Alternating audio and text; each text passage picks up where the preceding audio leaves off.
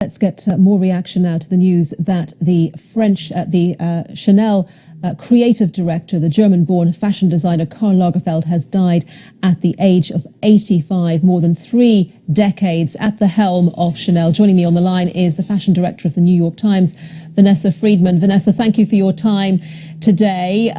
What do you think it was that kept Karl Lagerfeld at the helm of Chanel for such a long time, such an iconic fashion house?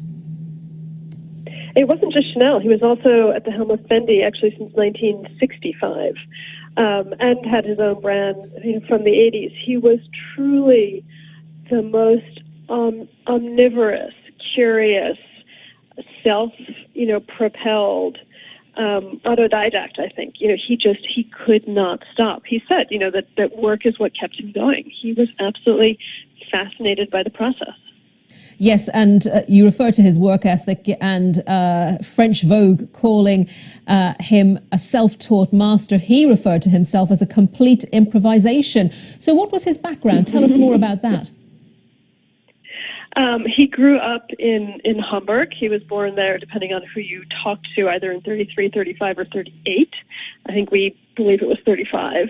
And he was raised by a very demanding, very easily bored mother, and really treated, I think, in his own version as a kind of little prince.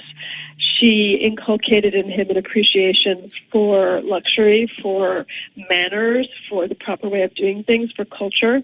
And then he came to Paris and started working. He didn't actually go to formal fashion school. He won an International Woolmark Prize when it was a mark of great distinction. He won it for coats, and he shared it with Yves Saint Laurent at the time. And then he ended up working for Jean Patou. So he kind of learned while doing. And I think one of the marks of Karl is that he was always learning. Whether it was about books or art or people or social media or music, he was just constantly in the process of discovery. And in your estimation, what has his contribution been to our sensibility about what makes good design? The thing about Karl that really changed fashion wasn't so much a garment per se, but his model for working.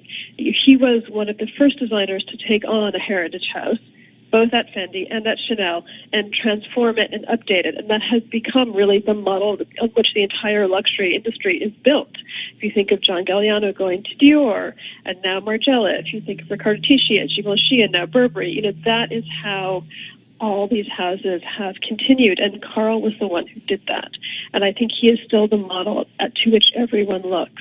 He took Chanel, which at the time he took it over was a relatively fusty house with a very popular perfume, and he transformed it. He made it one of the most influential, exciting, buzzy brands, and he managed to continue that, as you say, over 3 decades.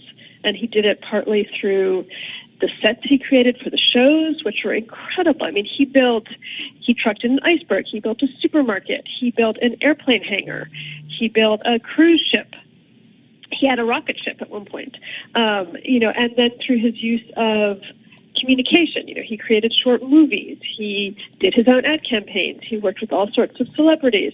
So he really had this ability to constantly update, what was really a heritage brand. Okay, Vanessa Friedman from the New York Times, thank you very much for your thoughts today on the news that Karl Lagerfeld has died at the age of 85.